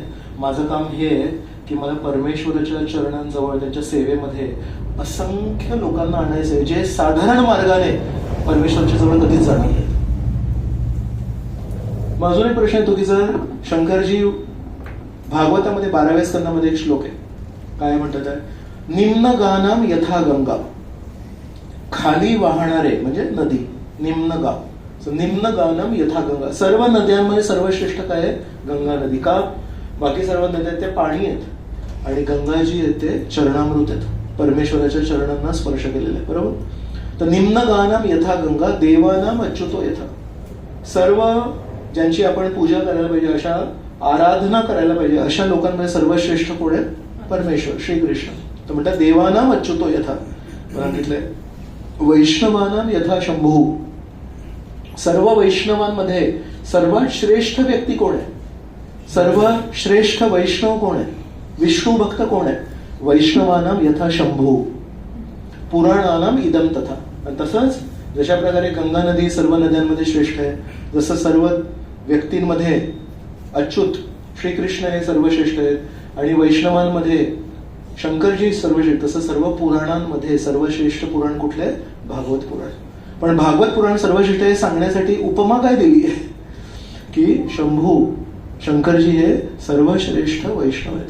म्हणून वैष्णव कोण आहे? तर एक गुजरातमध्ये नरसिंग मेहता म्हणून एक भक्त आहेत. तर ते काय म्हणतात? आपण अनेक वेळा ते ऐकलंय पण आपल्याला माहिती नाही की नरसिंग मेहतांनी गुजराती भाषेमध्ये गायलंय. तर काय म्हणतात? वैष्णव जन तो तेने कहिये पीड पराई जाने रे. काय म्हणतात? वैष्णव जन तो तेने कहिये. वैष्णव कोणाला म्हणायचं आहे? तेने कहिये, त्यांना म्हणा. कोण? पीड पराई, जे इतरांच्या दुःखांना जाणे रे, जे इतरांच्या दुःखांना समजू शकतात. म्हणून आपल्याला काय वाटतं? वैष्णव म्हणजे कोण? विष्णू भक्त. आणि विष्णू भक्त म्हणजे कोण? विष्णूची घरी एक मूर्ती घ्यायची आणि त्याची छान पूजा करायची, प्रेमाने पूजा करायची. त्यांना छान खाऊ घालायचं, त्यांना छान वस्त्र द्यायचे, त्यांना छान आंघोळ घालायची, त्यांना छान नवीन नवीन पक्वानं द्यायचे. दिस इज 50%. तुम्ही मूर्ती पूजा जेव्हा करता, खूप छान मूर्ती पूजा करता, म्हणजे रिच्युअलिस्टिक नाही, फक्त टिक करायला नाही, ती मूर्ती पूजा नाहीये. That is playing with dolls. बाहुल्यांचा खेळ आहे. I am talking of actually मूर्ती पूजा, की हे व्यक्ती आहेत, वेळेवर त्यांना खाऊ घालणं, वेळेवर त्यांची काळजी घेणं. ती मूर्ती पूजा जर कोणी प्रामाणिकपणे केली तर ते 50% आहे. का बरं? कारण फक्त मूर्तीपूजा करून आपण जर त्याच्यामध्येच व्यस्त राहिलो आणि त्या व्यक्तीची, ज्याची आपण पूजा करतोय, ज्याची काळजी घेतोय, त्या व्यक्तीचे मुलं आणि मुली जे या जगामध्ये वडिलांपासून दुरावलेत आणि त्यांच्या जीवनामध्ये, कारण वडिलांपासून दुरावलेत, आई वडिलांची छत्रछाया नाहीये, त्याच्यामुळे दुःख अनुभवत आहेत, त्यांच्याबद्दल आपण काळजी नाही करत आहे, तर वडिलांना बरं वाटेल का? आपण वडिलांच्या कल्याणासाठी, वडिलांच्या आनंदासाठी सगळी करतोय, पण त्या वडिलांची जी मुलं मुली दुःखी आहेत त्यांच्यासाठी काही नाही करत. वडील म्हणतील, माझे तू पाय चेपतोयस, माझ्यासाठी तू एवढं सगळं करतोयस, व्हेरी गुड, छान आहे, तुझी भावना छान आहे, पण माझ्यापासून जे दुरावलेले माझे मुलं मुली आहेत त्यांना कधी जर जाऊन सांगितलंस तू की तुमचे वडील आहेत हे, त्यांना जाऊन तुम्ही संबंध जोडायला पाहिजे, तर त्याच्याने मला खरा आनंद होईल. नाही तर म्हणून वैष्णव जन तो ते नाही काही आहे. नरसिंग मेहता म्हणतायत, वैष्णव ते नाहीये जे मंदिरामध्ये पूजा करतात, तो 50% वैष्णव आहे तो. पण जर तुम्हाला कम्प्लीट वैष्णव बनायचं असेल, तुझं रेमंड कंपनी आहे ना, तर त्यांच्या कपडे जेव्हा विकतात तेव्हा ऍडव्हर्टाइजमेंट द कम्प्लीट मॅन, तर ते म्हणतात की काय म्हणतात, फक्त कपडे घालणारा नाही तो, दे show that person as having A soft heart, तो काहीतरी मदत करतो वगैरे. तर कम्प्लीट मॅन, तर कम्प्लीट वैष्णव तो नसतो जो फक्त मंदिरात राहतो आणि परमेश्वराची पूजा करतो. कम्प्लीट वैष्णव जर बनायचं असेल, 2 थिंग्स. वन इज परमेश्वराशी नातं चांगलं जोडायचं, परमेश्वराचं नामचिंतन करायचं, परमेश्वराची शिकवणी काय ते समजून घ्यायच्या. दुसरी गोष्ट, परमेश्वराची मुलं जे त्यांच्यापासून दुरावले आहेत त्यांच्यापर्यंत त्या परमेश्वराचा, त्या पित्याचा संदेश घेऊन जायचा आणि येन केन प्रकारे काहीतरी असं करायचं जेणेकरून ते मुलं आणि ते मुली आपल्या वडिलांच्या जवळ येतील. हे जेव्हा दोन्ही कार्य होतात तेव्हा तो मग कम्प्लीट वैष्णव. तर म्हणून शंकरजी आहेत हे फक्त परमेश्वरावर ध्यान नाही करत, हे फक्त परमेश्वरावर नामस्मरण नाही करत, हे परमेश्वराच्या जीवात्म्यांसाठी, मुलासाठी आणि मुलींसाठी नेहमी त्यांच्या जीवनामध्ये त्रास सहन करतात, त्रास स्वीकार करतात आणि विचार करत असतात यांना कसं जवळ राहू. कुठपर्यंत? ते भूत प्रेत पिशाच पर्यंत. तेवढं त्यांच्या जीवनामध्ये, त्यांच्या मनामध्ये ती भावना आहे, या सगळ्यांना मला जवळ आणायचंय. ते एक असा काळ होता, खूप खूप आधीची गोष्ट आहे, एकदम लाखो वर्ष आधीची गोष्ट आहे. तेव्हा शंकरजी पण, कारण ते वैष्णव आहेत, तर ते पण असंच टीका लावायचे.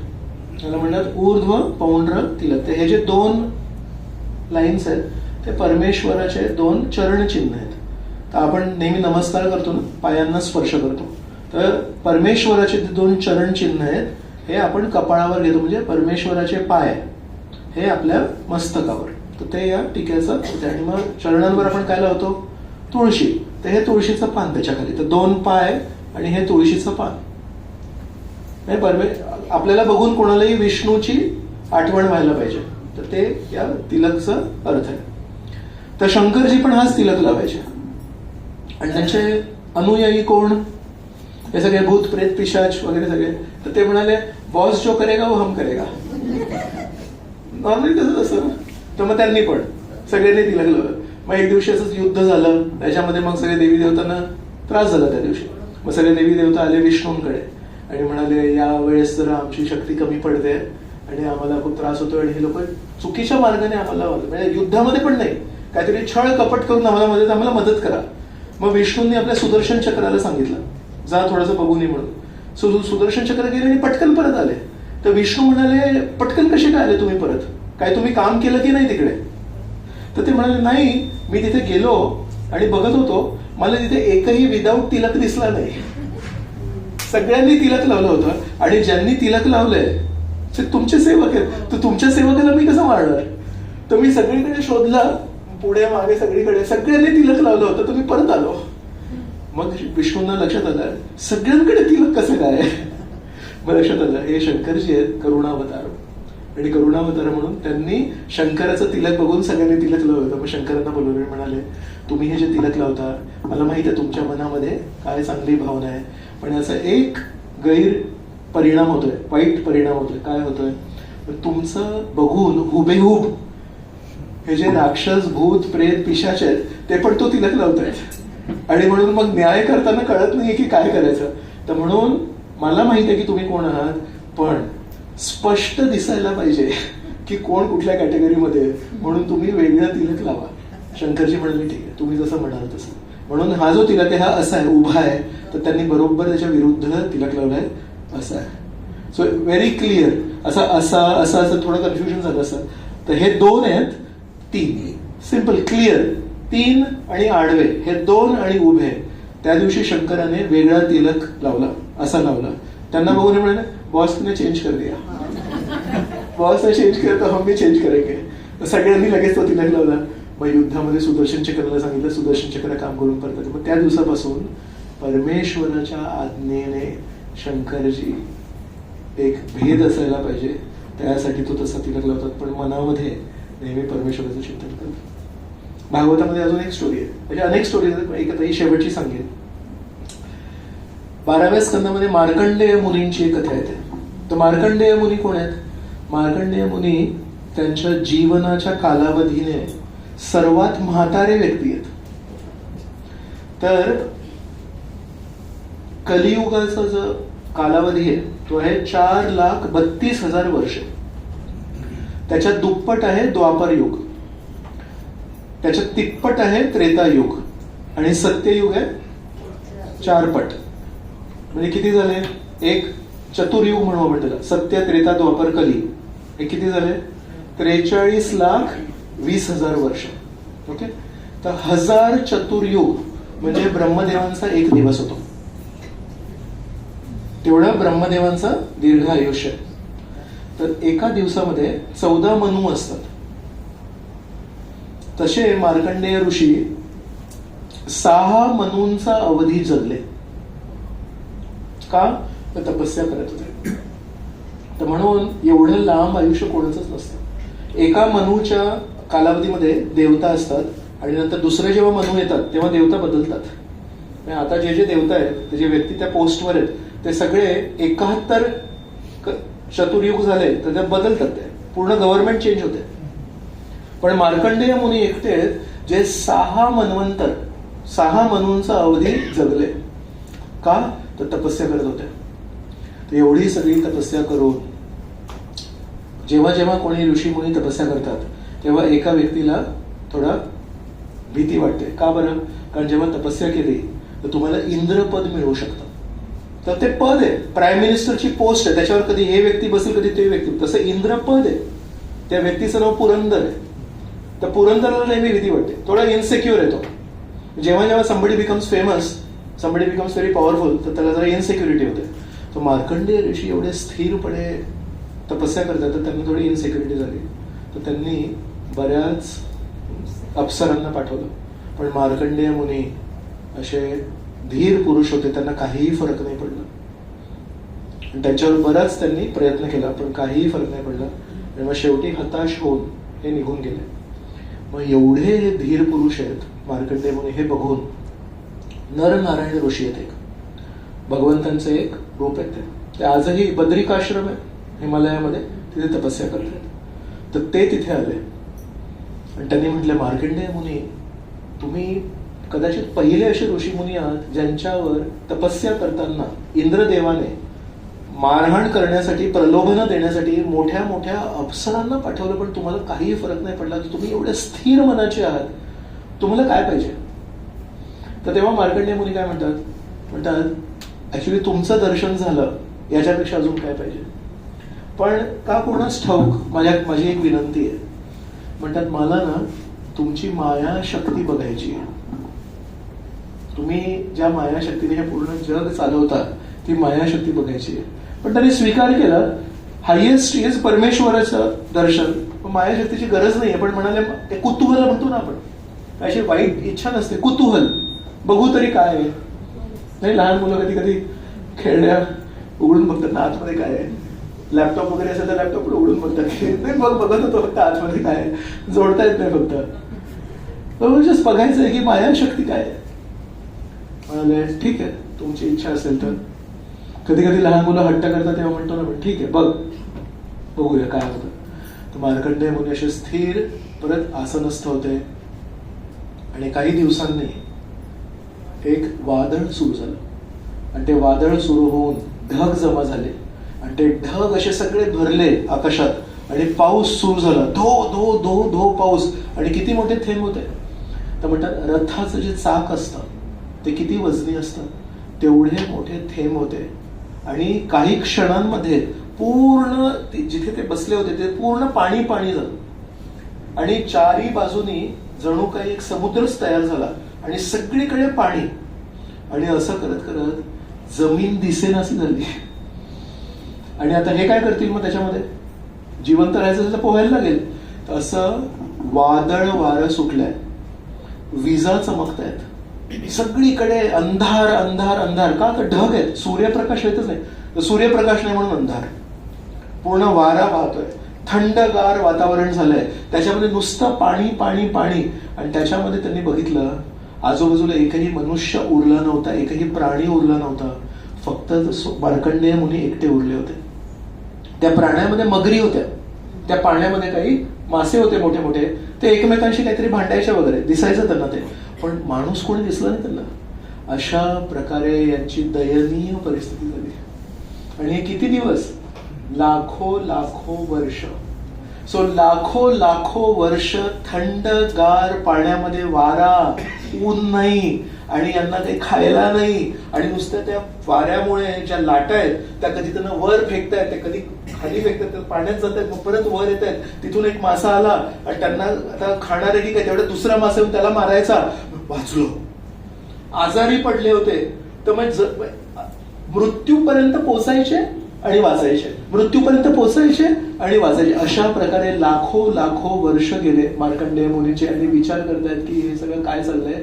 पण इतक्या यातना जेव्हा येतात ना, इतकी जेव्हा भयानक परिस्थिती असेल, मृत्यू जवळ असेल ना, ऍक्च्युली विचारशक्ती काम नाही करत. विचार करायला वेळ नसतो म्हणतात ना. एवढे संकट होते माझ्या जीवनात की मला विचार करायला वेळ नव्हता. तशी त्यांची परिस्थिती होती. हे सगळं करता करता अचानक त्यांना दूर एक द्वीप दिसतो, भूखंड दिसतो. म्हणतात जमीन, जमीन दिसली. लगेच पोहत पोहत तिथे जातात.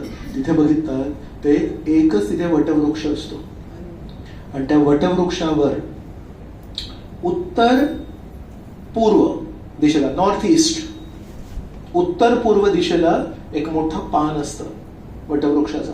आणि त्या पानावर एक छोटस गोड बाळ असतं आणि ते निळं काळं सावळं बाळ असतं. त्याला असे कुरोळे केस असतात.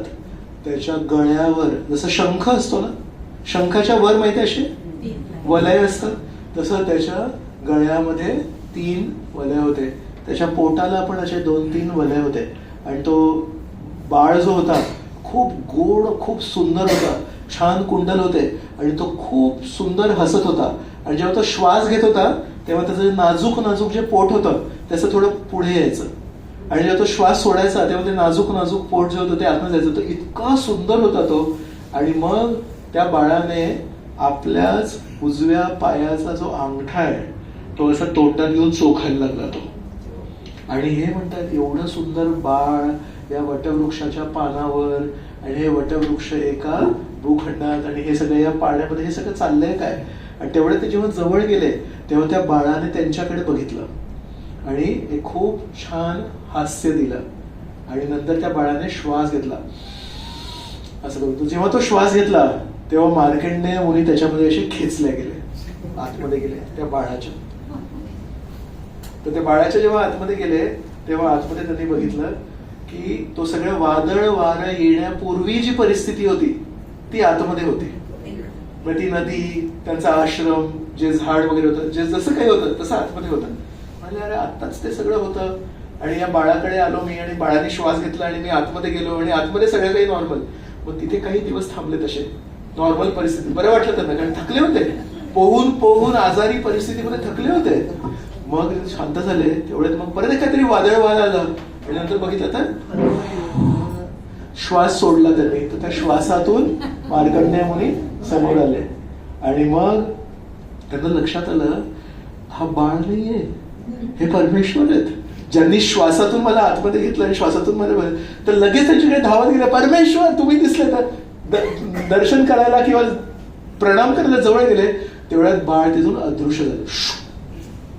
आणि बाळ जेव्हा अदृश्य झालं तेव्हा ते वटवृक्ष अदृश्य झालं, तो द्वीप अदृश्य झाला, ते सगळं एवढं मोठं जे समुद्र निर्माण झालं ते सगळं अदृश्य झालं आणि पूर्ववत परिस्थिती तशी निर्माण झाली.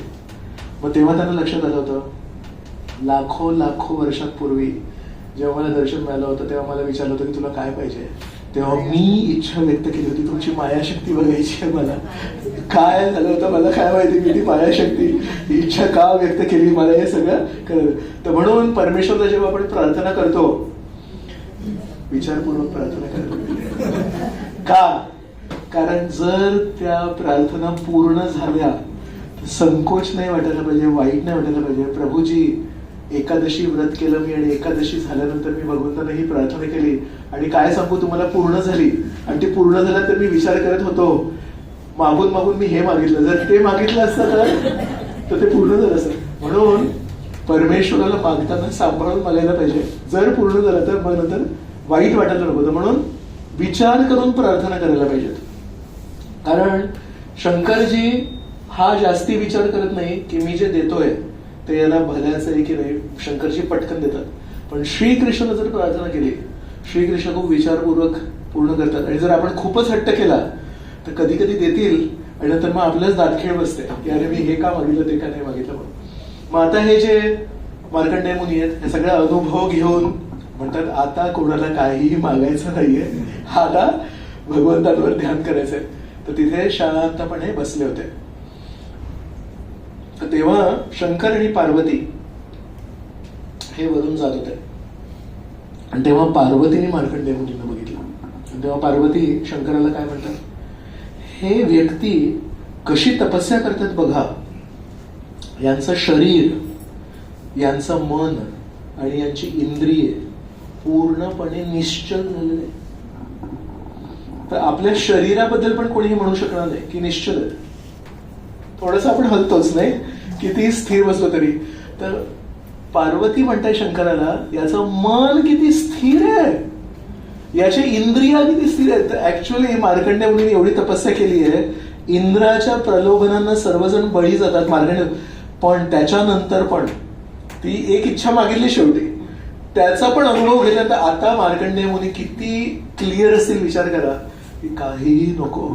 तर म्हणून पार्वती म्हणतात की यांचं मन, यांचं शरीर आणि यांची इंद्रिया किती निश्चल आहेत, शांत एकाग्र चित्ताने बघितले आहेत, हे यांना पण भेटायला पाहिजे. तर शंकरजी म्हणतात हो आपण जाऊन भेटूया, कारण अशा प्रकारच्या स्थिर मनाचे व्यक्ती खूप कमी असतात आणि अशा प्रकारच्या साधू संतांचं आपण संगत केली पाहिजे.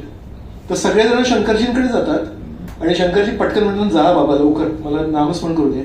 पण शंकरजी मार्कंडेय मुनींकडे आकर्षित होतात आणि प्रवास थांबवून हे दोघं पती पत्नी मार्कंडेय मुनींच्या समोर येतात. पण मार्कंडेय मुनी कोण आहेत, स्थिर झालेत. ते किती स्थिर आहेत ते, त्यांना हेही नाही जाणीव की शंकर आणि पार्वती आलेत. मग आता कसं सांगणार त्यांना.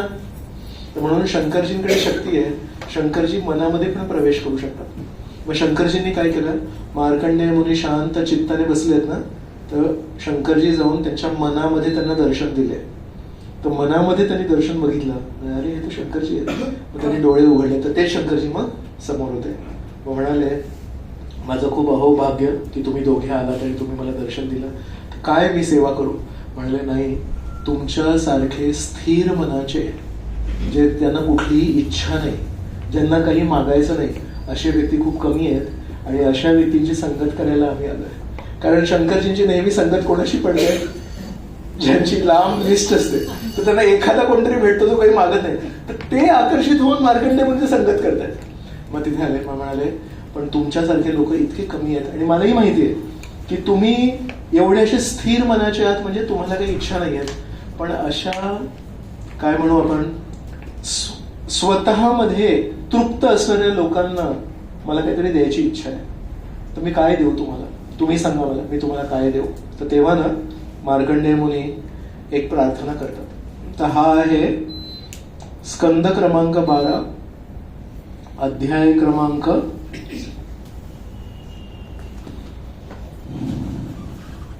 10 आणि त्याच्यामध्ये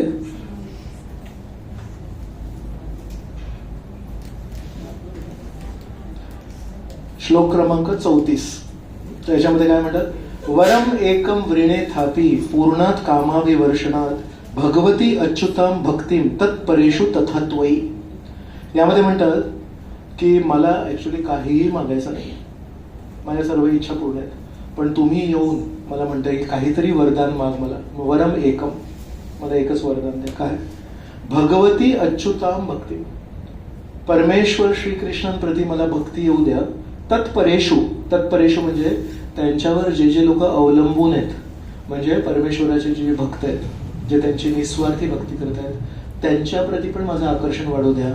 आणि तथात्वयी, तुमच्या प्रती पण आकर्षण वाढू द्या. कारण मला माहिती आहे की तुम्ही बाह्य तुमचं जे रूप आहे त्याच्याने फसायला नाही पाहिजे. तुमच्या मनात पण तुम्ही नेहमी परमेश्वराला धारण करून असतात. तर म्हणतात म्हणून मला एकच इच्छा येतात, परमेश्वराप्रती, परमेश्वराच्या भक्तांप्रती आणि शंकरजी तुम्ही तर सर्व भक्तांमध्ये श्रेष्ठ, तुमच्या प्रती माझी आस्था वाढू दे. मला हे एकच वरदान पाहिजे. आणि मग शंकरजी खूप खुश होतात आणि शंकरजी म्हणतात नक्की मी तुला हे वरदान देतो. आणि मग परत मार्कंडेय मुनी शांत होतात आणि शंकरजी पार्वतीसोबत पुढे जातात. तेव्हा शंकरजी पुन्हा एकदा मार्कंडेय मुनींची स्तुती करत करत पार्वतीला समोर घेऊन जातात. तर असे हे शंकरजी आहेत ज्यांना एक वेगळं रूप आहे, त्यांचं एक वेगळं स्थान आहे आणि त्यांची मानसिकता खूप वेगळी आहे. त्यांना नेहमी परमेश्वरा जवळ सगळ्यांना आणायचं आहे आणि त्याच्यामुळे त्यांना पूर्ण वैष्णवानाम यथाशंभू का म्हणतात, तर ते भगवंताचं नामस्मरण पण करतात, भगवंतांची पूजा पण करतात, भगवंतांची सेवा पण करतात. पण हे सगळं करताना त्यांची भावना काय आहे, नेहमी स्वतःचा मोठेपणा दाखवायची भावना नाही आहे, पण तप्यंते लोकतापेन, दुसऱ्यांना मदत करायची भावना आहे. पण त्या दुसऱ्यांना मदत करण्याच्या भावनेमध्ये पण काय आहे की हे परमेश्वराचे अंश आहेत आणि परमेश्वराच्या जवळ आणण्यासाठी मी त्यांना मदत करेन. तर या अशा शुद्ध निस्वार्थी भावनेने त्यांनी आपल्या जीवनामध्ये बरेच संकट घेतले आहेत. आणि कधी कधी, कारण ते एकदम भोळे आहेत, तर कधी कधी त्यांच्या जीवनामध्ये पण संकट येतात. तर भागवतामध्ये 10व्या स्कंदामध्ये अजून एक स्टोरी आहे, वृकासुराची. तर हा कोण असतो, याला शंकराला प्रसन्न करून त्यांच्याकडून एक शक्ती घ्यायची असते. तो घोर तपस्या करत असतो, काय काय अर्पण करत असतो, पण शंकरजी काही येत नाही त्यासमोर. कारण शंकरजींना माहिती आहे याची चेतना जी आहे ही खूपच स्वार्थी आहे, काहीतरी हा विचित्र मागेल मला. मग काय करतो तो, एक हात कापतो आणि हाताला अर्पण करतो स्वतःच्या अग्नीमध्ये. शंकरजी म्हणतात आता हे जरा थोडस दुसरीकडे चाललंय. मग एक पाय कापून टाकतो, मग दुसरा पाय कापून टाकतो. मग आता एकच हात उरलाय. मग त्या एका हाताने 2 पाय गेले आणि एक हात पण गेला. आता त्याच एका हाताने असं स्वतःचं शीर त्याच्यामध्ये अर्पण करणार असतो की मला तुम्ही प्रसन्न व्हा आणि मला मदत करा. तर ते होऊ नये म्हणून शेवटच्या क्षणाला शंकरजी येतात आणि म्हणतात काय तुझी इच्छा बाबा, तू अशी घोर तपस्या का करतोय, तू घोर, हे कोणी सांगितलं तुला हे सगळं करायला. म्हणजे नाही, मला वरदान पाहिजे. ठीक आहे तुला देतो, काय वरदान पाहिजे तुला. म्हणजे मला असं वरदान द्या, मी कोणाच्याही डोक्यावर जर हात ठेवला तर त्याचं मस्तक फुटायला पाहिजे. शंकराकडून काही मागू शकत होता, पण काय मागितलं त्यांनी, हे द्या. तर शंकरजी म्हणतात तथास्तु. काय केलं असेल त्यांनी, मग त्यांनी मग आता त्याला मिळालं जी शक्ती, उठला आणि शंकरापाठीच धावला. शंकराच्या डोक्यावर हात ठेवायला धावला. का, तर त्याला पार्वती प्रती आकर्षण होतं म्हणून. पण पार्वती प्रती आकर्षण आहे तर ती शक्ती पाहिजे, तर ती कोणाकडून घेणार, शंकराकडूनच. तेच वरदान जर दुसऱ्यांना मागितलं असतं तर मिळत नाही, तर शंकर पटकन देतात. पण तरी शंकराला माहिती की असं हे विचित्र काहीतरी करतोय, म्हणजे असं काहीतरी विचित्र असणार. पण जेव्हा करुणावतारम, तर स्वतःला मारायला जेव्हा गेला तेव्हा शंकर आले, वरदान घेतला. पण बघा किती विक्षिप्त आहे तो, शंकरापुढे जातोय. तर शंकरजी आता काय करतील, काय परिस्थिती होईल. त्यामुळे कधी कधी या जगामध्ये जे भोळे लोक असतात ते अनेक वेळा मदत करतात आणि मदत केलं तर स्वतः फसतात. पण जर त्यांनी शुद्ध भावनेने मदत केली असेल, त्यांनी निस्वार्थी भावनेने मदत केली असेल, जरी त्यांच्या जीवनामध्ये कष्ट येतात पण त्यांना वाचवायला परमेश्वर येतात. मग शंकर आता धावतायत कारण त्यांनीच दिलेलं आहे वरदान, आणि त्यांच्या पाठी तो वृकासूर धावतोय जो त्यांच्या डोक्यावर हात ठेवायला आसुसलेला आहे. मग आता श्रीकृष्ण म्हणत तर काय करायला लागेल, मदत करायला लागेल. मग एका छोट्या ब्राह्मणाच्या रूपामध्ये, ब्राह्मण पुत्राच्या रूपामध्ये विष्णू तिथे येतात. म्हणतात ए थांब एक मिनिट, अरे सांग कसं धावतोस तू? म्हणजे नाही हे शंकराच्या पाठी धावतोय मी. का बरं? नाही मला शंकराच्या डोक्यावर हात, का बरं? म्हणजे नाही मला वरदान मिळालंय की ते मस्तक फुटेल तर मला वापरायचंय. पण कोणी दिलं वरदान तुला? म्हणजे शंकराने. हा हा हा हा शंकराने. असं का हसताय तुम्ही? अरे शंकराचं वरदान स्वीकार करायचं असतं का? तुला काय अक्कल आहे की नाही? म्हणजे असं का म्हणताय तुम्ही? म्हणजे त्याच्या स्वतःकडे बघ, ज्याच्याकडे ही शक्ती आहे देण्याची त्याचं स्वतःकडे काय असायला पाहिजे की नाही? तर असं गोल गोल गोल गोल फिरवून परमेश्वर जेव्हा बोलतात तेव्हा बरोबर फिरवतात. त्याला ऍक्च्युली त्यांनी पटवून दिलं की शंकराकडे जर काही शक्ती असती तर त्यांच्याकडे स्वतःकडे त्यांनी काहीतरी ठेवलं असतं ना. पण स्वतःकडे काही नाही म्हणजे ते ऍक्च्युली असंच नुसतं फक्त बोलतात, काही काही वरदानामध्ये त्याच्यात काही शक्ती नाहीये. तर त्याला ते पटलं. पण तो मग काय करायचं? सिंपल आहे, मी तुला सांगतो घरी जा आराम कर, काही होणार नाहीये. म्हणतो नाही हो असं नका म्हणू. बरं मी चॅलेंज करतो, स्वतःच्या डोक्यावर हात ठेव. तो म्हणतो हो असं ठेवलं. मग काय झालं? फुटला. अशा प्रकारे शंकरजी वाचले. शंकरजी तेव्हा तुम्ही वाचवलं. अरे थोडा विचार कर, तू कोणाला वरदान देतोय? पण म्हणाले काय करू, मी ना साधा घोडा आहे, मी साध्या मनाचा आहे. तर म्हणून साध्या मनाच्या लोकांच्या जीवनामध्ये कधी कधी असे कष्ट येतात, पण कारण ते खरोखर साधे घोडे आहेत, कारण ते खरोखर दुसऱ्यांना मदत करण्याच्या भावनेने मदत करतात. तर परमेश्वर पण हृदयामध्ये जाणतात, तर परमेश्वर त्यांना मदत करतात. त्यामुळे साधा भोळा असणं हे चुकीचं नाहीये, पण साधा भोळा असून परमेश्वराची सेवा जर नाही केली तर मग फजिती होणार. तर साधा भोळा असायला पाहिजे, पण परमेश्वराच्या बायांना पण धरून ठेवायला पाहिजे, मग परमेश्वर बरोबर वाचवतात. तुकाराम महाराजांच्या जीवनामध्ये किती वेळा फजिती झाली त्यांची, पण नेहमी भगवंतांनी त्यांना वाचवलं. तशा प्रकारे हे जे शंकरजी आहेत यांना आपण आज एक मार्ग आहे शंकरजींना प्रसन्न करायचा की मंदिरात जायचं आणि काहीतरी स्तोत्र वाचायचे किंवा त्यांना बेलपत्र अर्पण करायचं, ते आपण करायला पाहिजे. आम्ही पण मंदिराच्या जवळ बाबुलनाथ मंदिर आहे, तिथे आज मी जाऊन दर्शन करून आलो.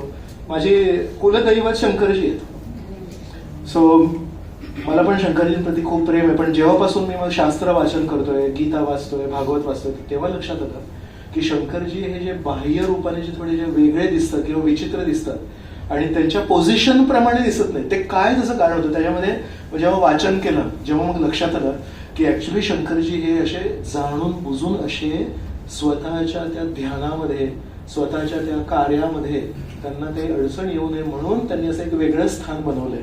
पण त्या वेगळ्या स्थानाद्वारे अमाप मदत करत असतात आणि ज्या लोकांकडे बघायला कोणी नाही त्या लोकांवर पण कृपा दृष्टी नेहमी शंकरजींची असते. मग आता शंकरजींबद्दल माझा आदर अजून वाढलाय, शंकरजींबद्दल प्रेम अजून वाढलंय. तर अशा प्रकारे ही पण एक पद्धत आहे की शिवरात्रीच्या दिवशी त्यांची पूजा करावी, त्यांना काही बेलपत्र अर्पण करावं. पण एक आहे की ऍक्च्युली हे शंकर आहेत कोण, आणि हे सगळ्या जग शंकराची पूजा करतायत, तर ते का करतात शंकराची? ज्याच्याकडे स्वतःकडे काही दिसत नाही त्याच्याकडे एवढे सगळे लोक जाऊन का कसं काय मागतायत?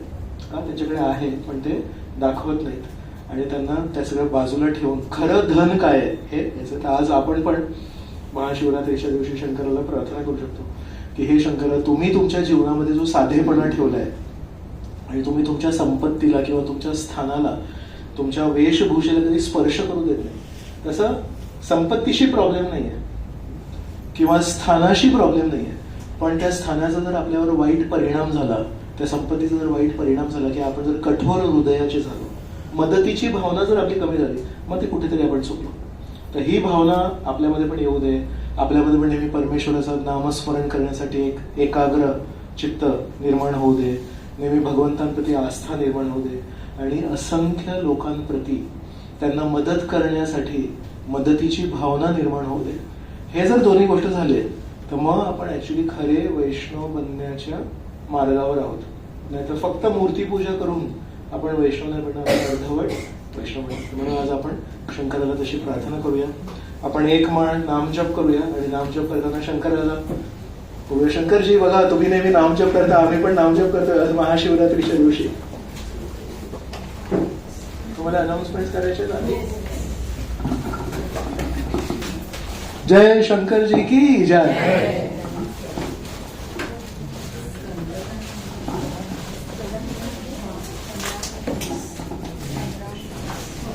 हरे कृष्णा. हरे कृष्णा. मार्चमध्ये अजून आपले 2 क्लासेस आहेत, 15 आणि 22, दोन्ही शुक्रवार आहेत. तर आवर्जून या सगळ्यांनी. हरे कृष्णा.